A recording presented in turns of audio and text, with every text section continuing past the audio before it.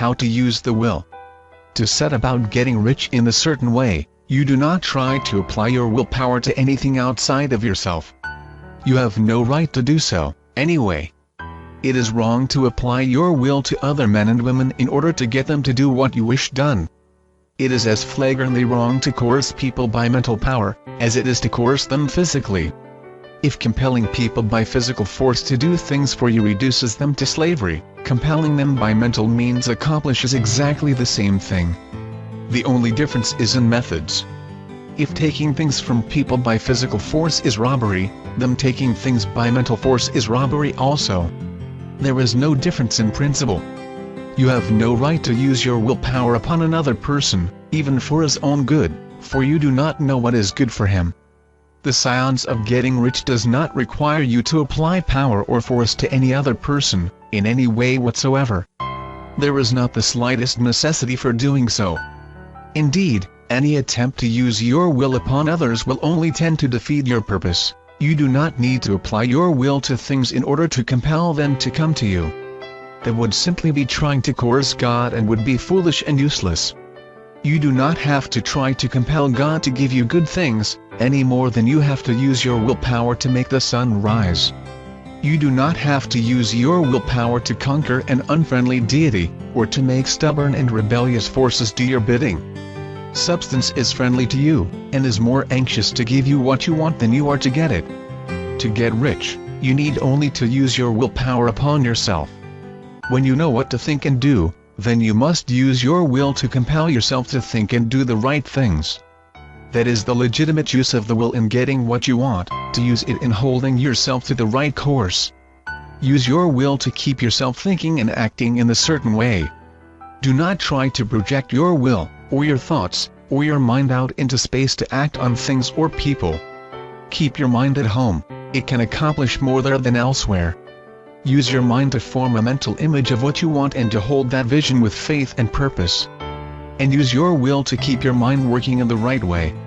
The more steady and continuous your faith and purpose, the more rapidly you will get rich, because you will make only positive impressions upon substance, and you will not neutralize or offset them by negative impressions.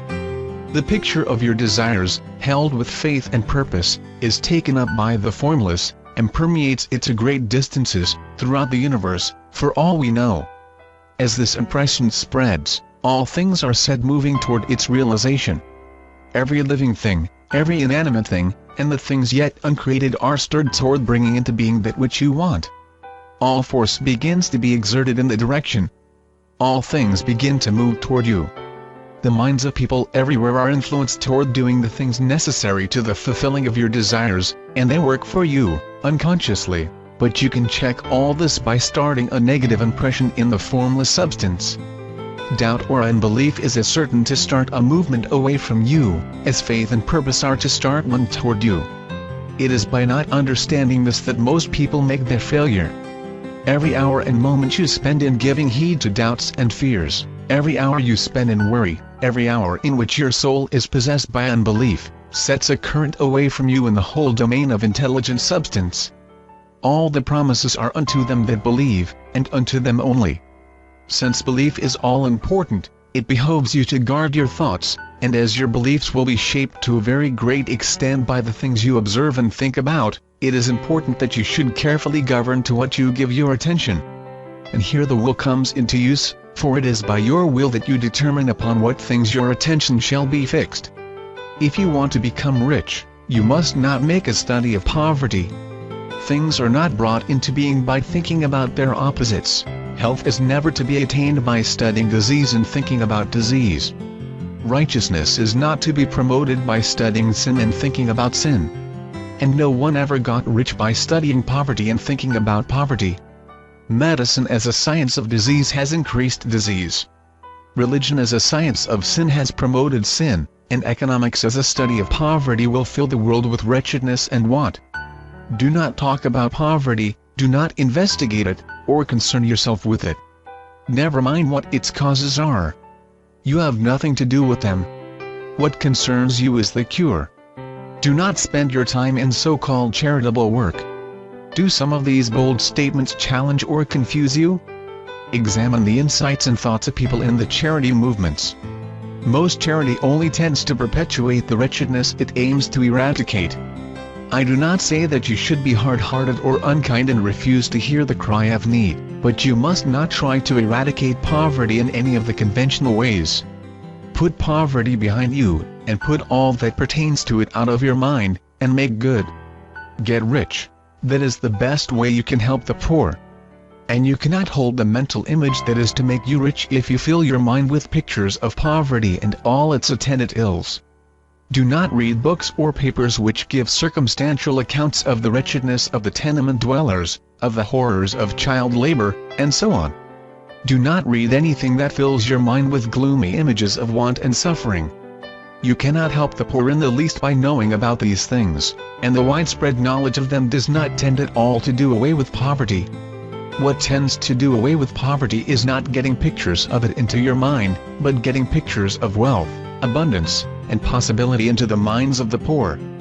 You are not deserting the poor in their misery when you refuse to allow your mind to be filled with pictures of that misery. Poverty can be done away with, not by increasing the number of well-to-do people who think about poverty, but by increasing the number of poor people who embrace the faith to get rich. The poor do not need charity. They need inspiration. Charity only sends them a loaf of bread to keep them alive in their wretchedness, or gives them an entertainment to make them forget for an hour or two. But inspiration can cause them to rise out of their misery. If you want to help the poor, demonstrate to them that they can become rich. Prove it by getting rich yourself.